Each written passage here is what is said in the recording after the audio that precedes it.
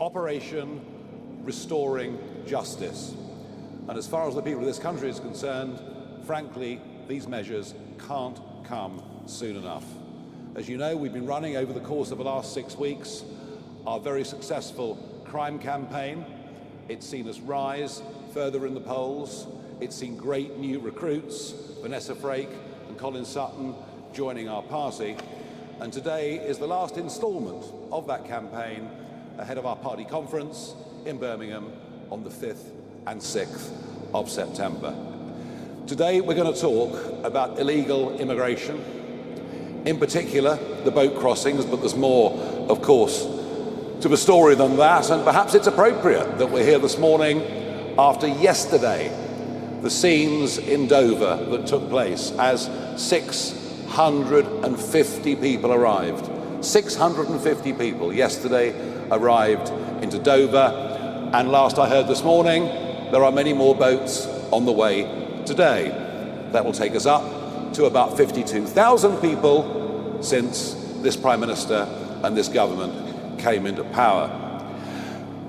The mood in the country around this issue is a mix between total despair and rising anger. And I would say this, that without action, without somehow the contract between the government and the people being renewed, without some trust coming back, then I fear deeply that that anger will grow. In fact, I think there is now, as a result of this, a genuine threat to public order, and that is the very last thing that we want. And I've been saying, of course, for a long time, that it's a growing threat to our national security.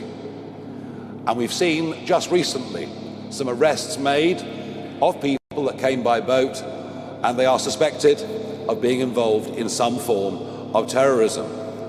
Huge numbers of undocumented young males who throw their passports and iPhone into the English Channel when they get to the 12-mile line, something that I've been out and filmed.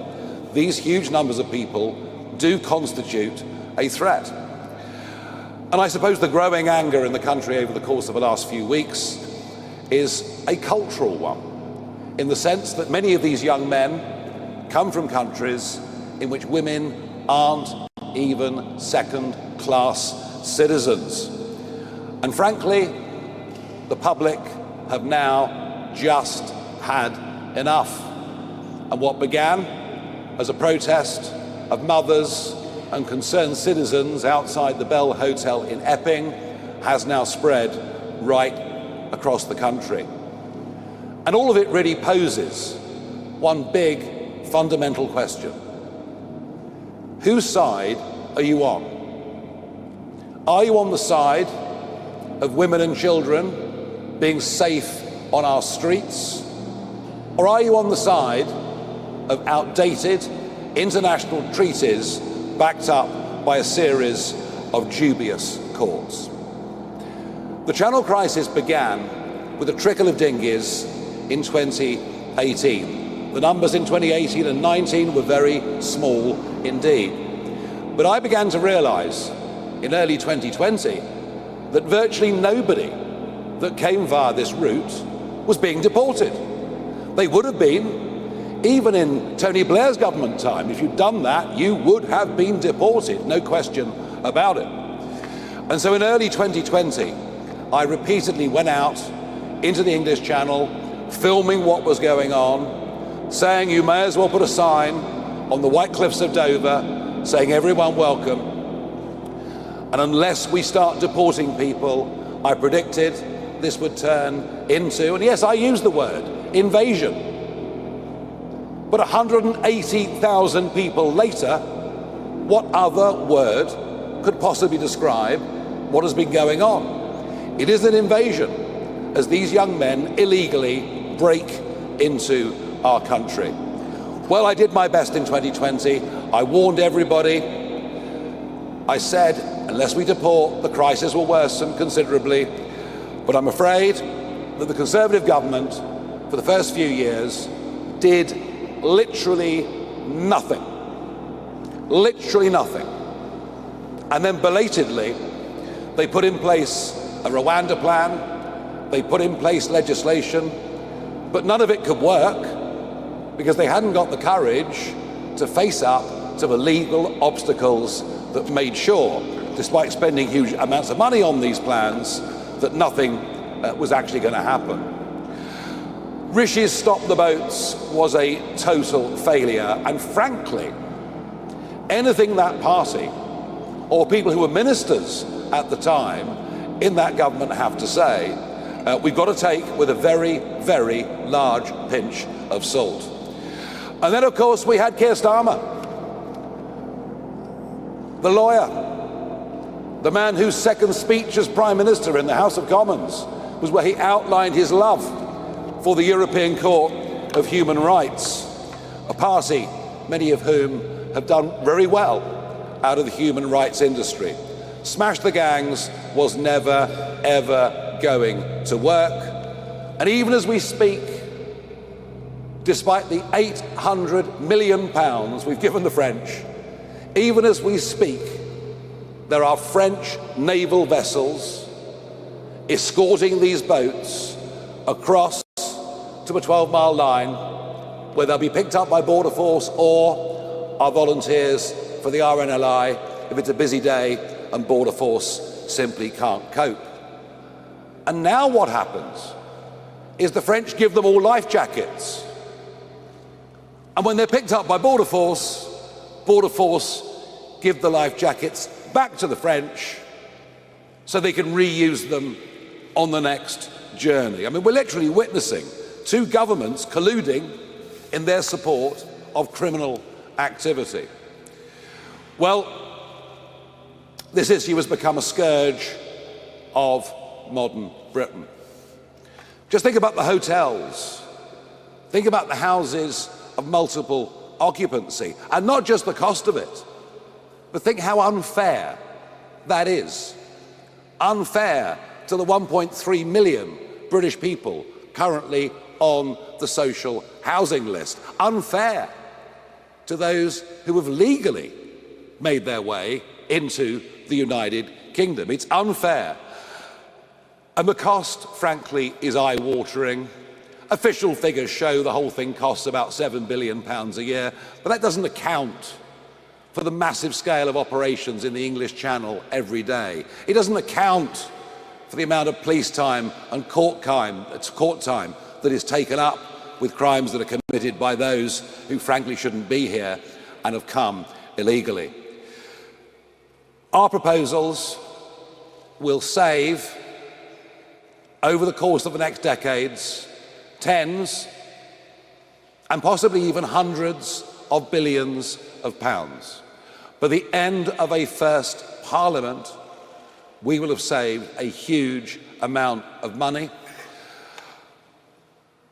I understand the public have had enough of this, but here's what we have to do to make Operation Restoring Justice actually work. We have to leave the ECHR, no ifs, no buts. It may have been a good idea 80 years ago. Frankly, it isn't today. We have to repeal the Human Rights Act of 1998, brought in by a Blair government, many of whose families seem to do rather well off the back of it. We will, for a 5-year period, disapply the 1951 Refugee Convention and any other barriers that can be used by lawyers in this country to prevent deportations, to prevent the right thing from happening. We'll create a legal duty for the Home Secretary to remove those that come illegally. And crucially, we will detain all illegal migrants who come, and we will do so immediately. The only way we will stop the boats is by detaining and deporting absolutely anyone that comes via that route. And if we do that, the boats will stop coming within days, because there would be no incentive to pay a trafficker to get into this country. If you come to the UK illegally, you will be detained and deported and never, ever allowed to stay, period. That is our big message from today, and we're the first party to put out plans that could actually make that work. We will stop the boats from coming. There'll be no more incentive to pay traffickers. Public trust will be restored, and we genuinely are the only party that can be trusted on this. I am the only party leader that has been clear and consistent on this issue over the course of the last 5 years. And I have a feeling that what we're doing today with Operation Restoring Justice is going to be very popular in the wider country indeed. Now, to go through some of the operational phases we're going to need to go through and the structures we're going to need to set up, I'm going to invite Zia Youssef onto the stage.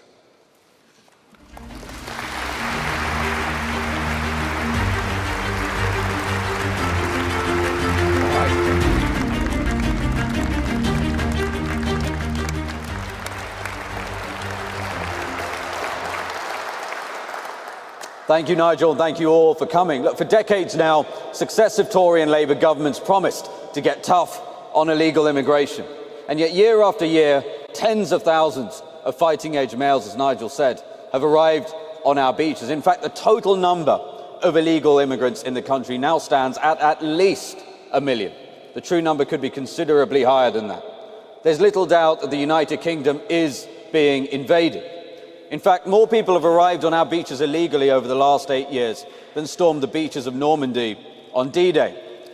And they're rewarded for this by a political class that puts them up in hotels at the British taxpayers' expense, given free meals, free healthcare, free TV licenses, and as our Doge team has revealed, even free trips to the safari park and to the cinema. Even those that commit heinous crimes are routinely defended by so-called human rights lawyers who succeed in preventing even convicted rapist illegal migrants from being deported. All thanks to a legal system that prioritises the rights of foreign citizens over our own. Well, the patience of the British people is now exhausted. We're unwilling to accept that Britain's border should be open and undefended, unwilling to accept that Britain must cede its sovereignty to foreign courts, and unwilling to accept that our own veterans who served our nation with valour and distinction be evicted from their homes to house fighting-age males from Iraq and Afghanistan who turned up on our beaches uninvited. This is a national emergency. It's a national security emergency, and it's time to put British people first. So, upon winning the next election, a reformed government will launch Operation Restoring Justice, a 5-year emergency programme to track down, detain and deport all illegal immigrants in the United Kingdom. It will also immediately stop the boats from coming by sending a very clear message that being in our country illegally now has an ironclad consequence: immediate removal. Deportation is the ultimate deterrent. Our plan combines an uncompromising legal reset with national-scale, relentless enforcement through a new UK deportation command and a powerful foreign policy campaign. As Prime Minister, Nigel Farage will direct every instrument of state to ensure illegal immigrants are detained and deported. Reform will pass the Illegal Migration Mass Deportation Act to ensure that no activist judge can stop deportations. We will leave the ECHR, but that is nowhere near enough to get this job done. We must also repeal, not disapply, but repeal the Human Rights Act and replace it with a British Bill of Rights. We'll create a legal obligation for the Home Secretary to deport everyone illegally in the country, and will disapply all international treaties that are used to keep illegal migrants in this country. And yes, that means disapplying the 1951 Refugee Convention and the UN Convention Against Torture and the Council of Europe Anti-Trafficking Convention. That is a non-exhaustive list. These treaties will otherwise be used by activist judges to frustrate deportations, even after the repeals of the Human Rights Act and even after the UK leaving the ECHR. We will create sweeping new detention powers for the Home Secretary without Hardy Singh constraints. That means illegal migrants can be detained until they are deported. This is essential because activist lawyers routinely use Hardy Singh to secure their client's bail, after which the client disappears. And we'll pass a law that makes clear that if you came to this country illegally, you will never be granted asylum.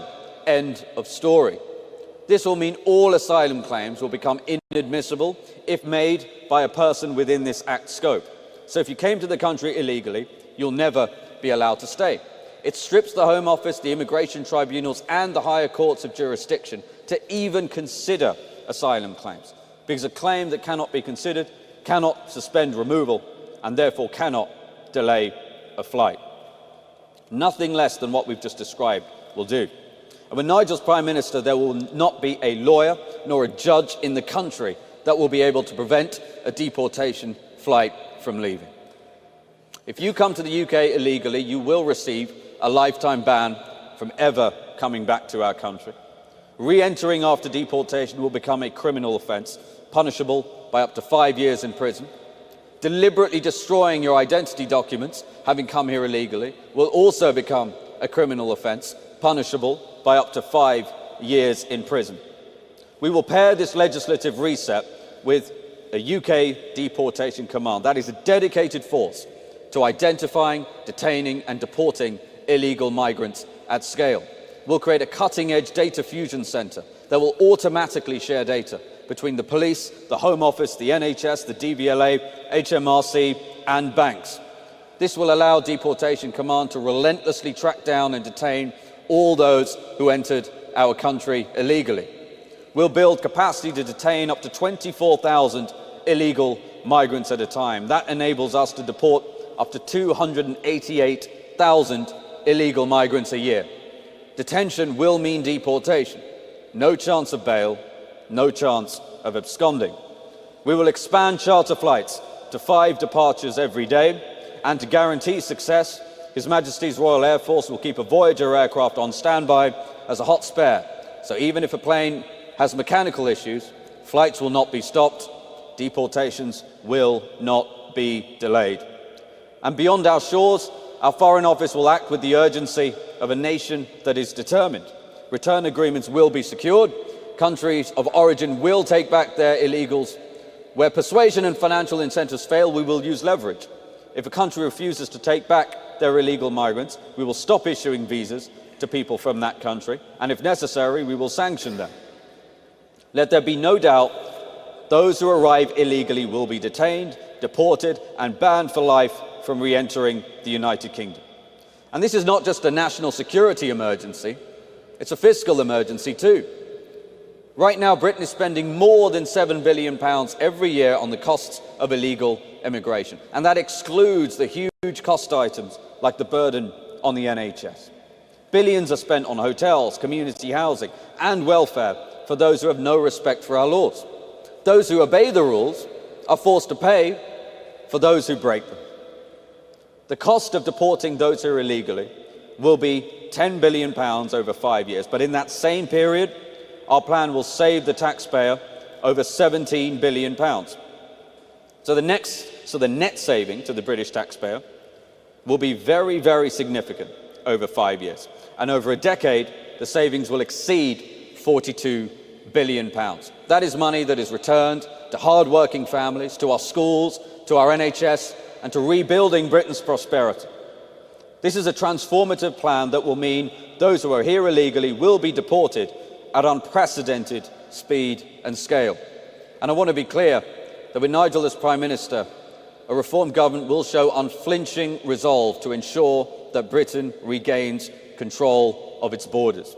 The hopes and the dreams of British people and their children rests on their government's willingness to do what it takes to defend and secure our country's borders and keep them safe. A reformed government will ensure that the United Kingdom will once again be a proud sovereign nation with full control of its borders. And it is in that sovereignty that lies the foundation of our country's next chapter. one in which our country is secure, one in which our people are prosperous, and one in which Britain is powerful again. Thank you very much, and we're going to move to questions.